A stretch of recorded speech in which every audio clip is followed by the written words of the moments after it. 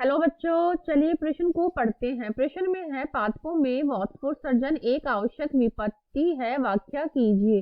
तो इस प्रश्न की मुख्य अवधारणा वाष्पोत्सर्जन। तो वाष्पोत्सर्जन क्रिया में क्या होता है, मिट्टी से पानी के वाष्पोत्सर्जन की क्रिया से क्या होता है, इसमें पत्तियों, पहले वाष्पोत्सर्जन के बारे में देखिए। इसमें क्या होता है, ये पत्तियों से जल का उड़ना, वाष्प के रूप में, जल का वाष्प के रूप में उड़ना वाष्पोत्सर्जन कहलाता है। तो इसमें क्या होता है, इसमें वाष्पोत्सर्जन की क्रिया के बाद क्या होता है, मिट्टी से पानी के अवशोषण में वाष्पोत्सर्जन क्या करता है, मदद करता है, अवशोषण में मदद करता है। और ये क्या करता है, जो अवशोषित जल होता है, अवशोषित जल जड़ों से पत्तियों तक जड़ों से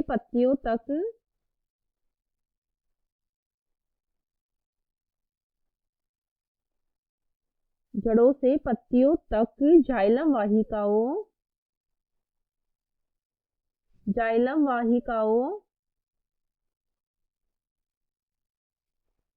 वाहिकाओं के माध्यम से होता है।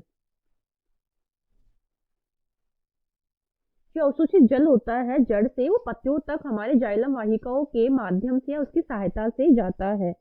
और इसमें क्या होता है, वाष्पोत्सर्जन हमारे सबसे ज्यादा जो पत्ती के ऊपर उपस्थित जो रंध्र होता है उससे होता है। तो वाष्पोत्सर्जन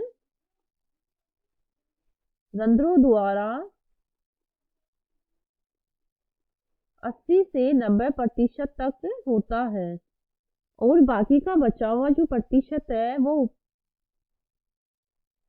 उपत्वचीय रंध्र से होता है, उपत्वचा से होता है, तथा बाकी का हमारे वात रंध्रीय वाष्पोत्सर्जन होता है। तो इससे होता है 5%, और इससे होता है बाकी का 10%, 5 से 10। तो ये वाष्पोत्सर्जन में सहायता करते हैं। ये हो गया।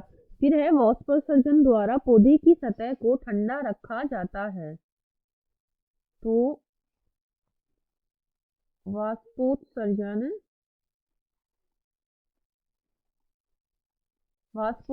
द्वारा पौधे की सतह को ठंडा रखा जाता है। और वाष्पोत्सर्जन अच्छी किस लिए है, ये इस प्रकार है, क्योंकि अगर हमारे जल का पत्तियों के द्वारा वाष्पोत्सर्जन नहीं होगा तो हमारी जड़ में उपस्थित जो जल होता है उसका अवशोषण नहीं होगा, और उसका अवशोषण नहीं होगा तो पादपों के अन्य भागों को जल प्राप्त नहीं होगा। इस वजह से वाष्पोत्सर्जन होना आवश्यक है। लेकिन एक प्रकार से ये गलत या खराब भी है, क्योंकि इसके द्वारा जल की बहुत ज्यादा मात्रा का वाष्पोत्सर्जन वायु में हो जाता है, जिससे पादप को कभी कभार सूखे का भी सामना करना पड़ता है। और वाष्पोत्सर्जन के द्वारा क्या होता है, खनिज